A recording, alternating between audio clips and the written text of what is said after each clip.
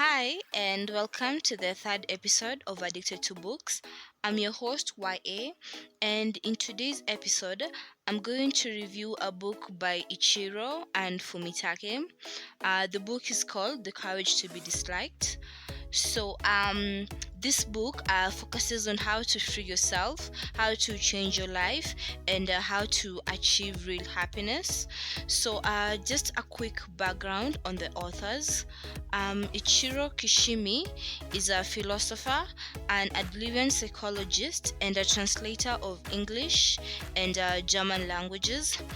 And Fumitake Kago is a professional writer and author. They teamed up to work on this book. And the book actually dives into Adlerian psychology, and it's in a dialogue format between a philosopher and a youth. I'll just give you a quick definition, or rather a short definition of Adlerian psychology. Adlerian psychology is where we try to understand the human behavior, and this was coined by Alfred Adler, who was an Austrian physician and a psychiatrist. I believe we can research more on that and also who Adler was and the contributions he made to psychology. The book has two characters, the youth and the philosopher. The youth is a young man who works as a librarian, and he's insecure. He also has low self-esteem, and he's extremely self-conscious. And the philosopher is an older man who is well versed in Adlerian psychology. They have this dialogue where the philosopher tries to explain to the young man how he can achieve real happiness. It starts off by talking about trauma, and the philosopher explained to the youth how trauma doesn't exist.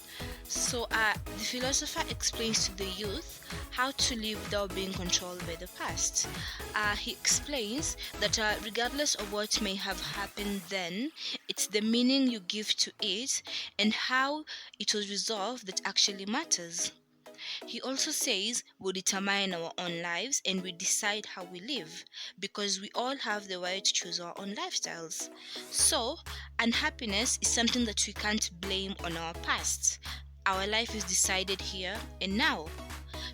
That is something that is really important that I think a lot of us forget. A lot of us focus on things that have happened in the past instead of focusing on the solution now, because we can't control the past and we also can't control the future. But we should focus on what is happening at this very moment. He also talks of the world being a simple place. We humans are the ones who make it complicated. And no matter what may have occurred in your life, it should have no bearing on your life now because the past doesn't exist. It's just as simple as that. The philosopher and the youth go on to talk about anger, and the philosopher gives a simple definition of anger where he says, anger is just a tool that people use to overpower others and assert their own opinions, and I think that's something we can all relate to.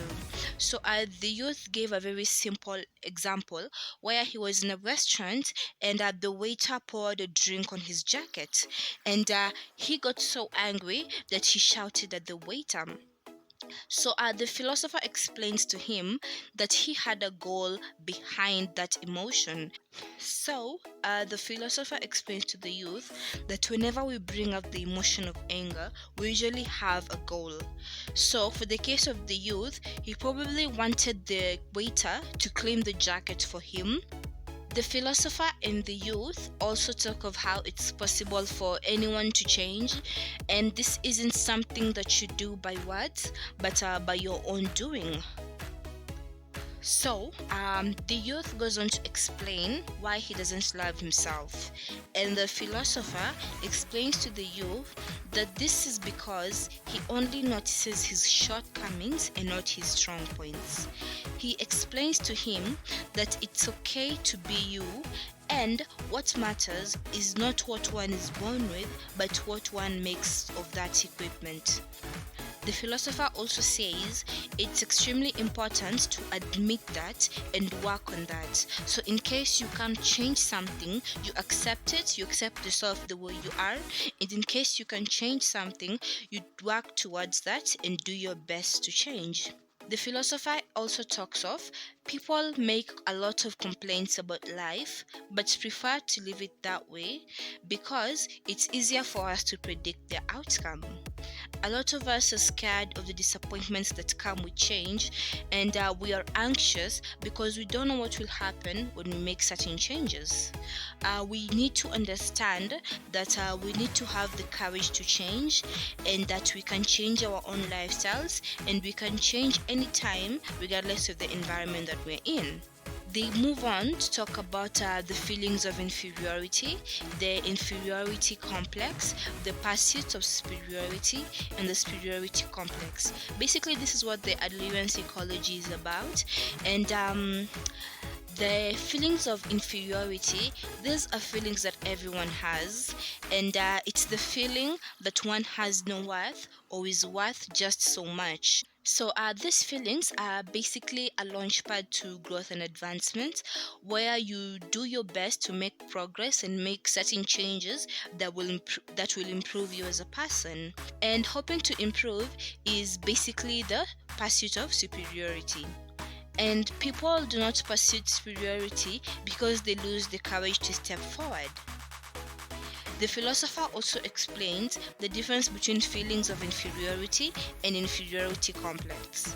While feelings of inferiority is basically a launchpad to growth, the inferiority complex is a condition of using one's feeling of inferiority as a kind of excuse.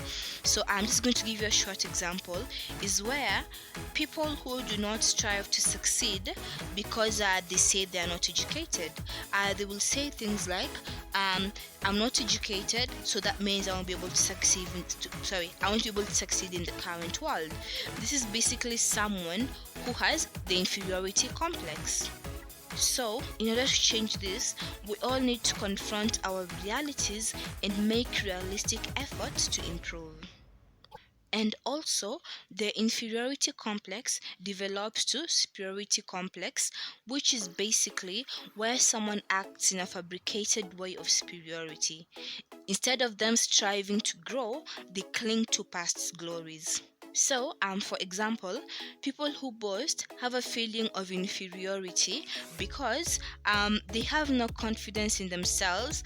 And also, people who brag of their misfortune use it to place themselves above others.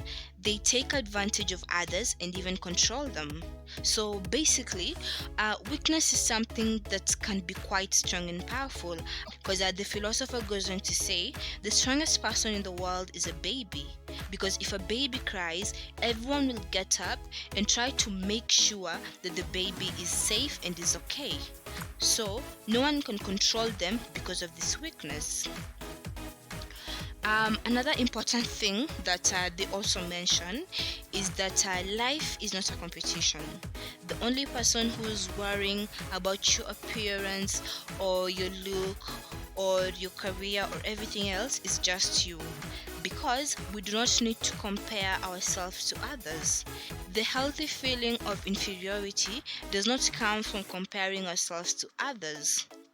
It's basically us understanding our limitations and working towards changing that.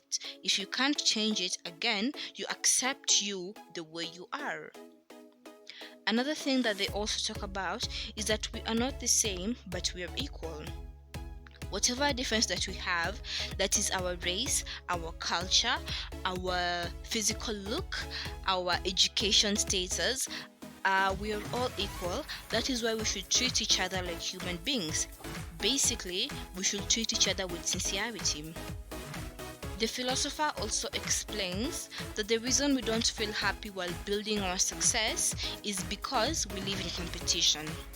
Once you see people as your comrade instead of your competitor, you get rid of competition, and the need to triumph over someone disappears, and this means you'll be able to celebrate their triumphs or their achievements genuinely. Also, the philosopher explains to the youth that we should not respond to provocations because this is basically a power struggle. So the philosopher also goes on to list our life tasks. Basically these are the tasks of work, the tasks of love, and the tasks of friendship. So when it comes to the tasks of friendship, we have the genuine friendships or the relationships, and the superficial relationships. So there's no value in the number of friends you have. We need to have friendships where the depth of the friendship or the relationship is what that matters. In the task of love, the philosopher explains we should not restrict one's partner.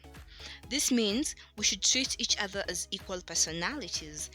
And they also move on to discuss about how to be free. And in order for you to be free, you need to discard other people's task. That means you should not have the desire to feel recognition. uh, you should not live to satisfy other people's expectations. And for example, uh, when you go to a counselor, it's not the counselor or the psychologist who changes your life, it's you who decides to change your life. They will just be an encouragement, or maybe they will help show you the best way, but it's you who makes the changes because you know what's best for you. And the philosopher gave a really cool definition of what freedom is.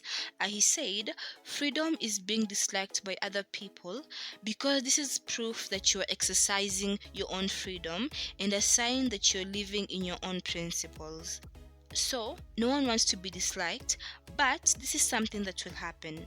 You shouldn't be afraid to be disliked. Another thing the philosopher talks of is we should not rebuke or praise.